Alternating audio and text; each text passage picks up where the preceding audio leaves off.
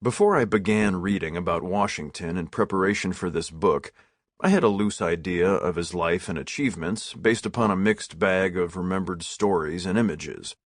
The Emanuel Lutz painting of Washington's historic crossing of the Delaware River on the night of December 25th, 1776, has always stuck with me as a clear representation of his military chutzpah. Having rowed a lot of boats in my day, I was astonished to see these men rowing in a river full of large chunks of ice, which would obviously be incredibly uncomfortable and difficult, especially long before the advent of boat fuel or canned beer. It was that image that cemented in my child's mind the hardships that this man endured in the securing of our original freedoms. Because if you had to row across an icy river at night, it meant that shit was pretty rough. Besides that noble image, I have always appreciated the two most well-known stories about Washington, which are the chopping down of the cherry tree and the story of his wooden teeth.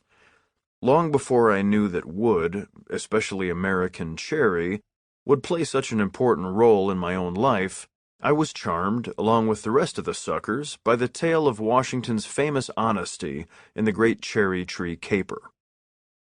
The story has it that as a young boy, Washington was given a new hatchet. Now, I can tell you from experience that there is really nothing more fun for a young person who likes to spend time in the woods than either a sharp knife, for obvious reasons, or just as obviously, a hammer. And by crikey, a hatchet combines the two into one devastating tool of destruction. There are very few surfaces inside the house or out that cannot be thoroughly butchered with an energetically brandished hatchet.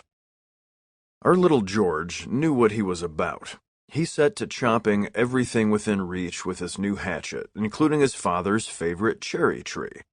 When questioned on the subject, George answered truthfully, "I cannot tell a lie. I chopped down the cherry tree." Well, his father was reportedly so moved by his son's integrity, he chose not to punish him, stating that honesty is worth much more than any number of cherry trees. 'Twas a winning anecdote, however apocryphal, displaying Washington's pith from the get-go, written well after his death as part of a lionizing tribute to the great man. Now, in hindsight, I could have shot holes in this story all day long. First of all, for a cherry tree to develop enough character, size, and presumably fruit yield to make it anybody's favorite would take many years, with said tree developing a trunk that would be much too thick and sturdy to fall easy prey to a boy's hatchet, no matter how robust the lad.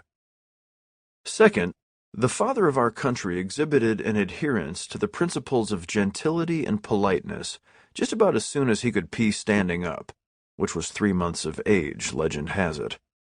Little George would have known better than to destroy a fruit tree near the house, particularly one to which a family member had taken a shine. With his trademark good sense, he would have simply detoured several yards to the left of the cherry tree in question, entered the nearby forest, and made vast piles of wood chips with the chopping action of his hatchet upon any number of forest trees, deciduous or conifer, and nobody's feelings would have been bruised in the least.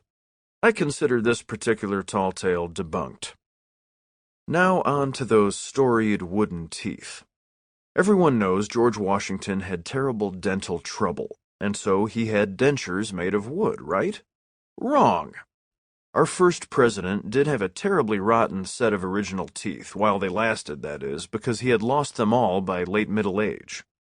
His final lower molar served as the anchor for a full set of hinged dentures, upper and lower, until it, too, finally fell victim to the barber's pliers, rendering our finest statesman completely toothless. As an avid eater of foodstuffs who loves to masticate red meat, not to mention the occasional churro, I shudder to imagine the complete loss of my chewing tackle.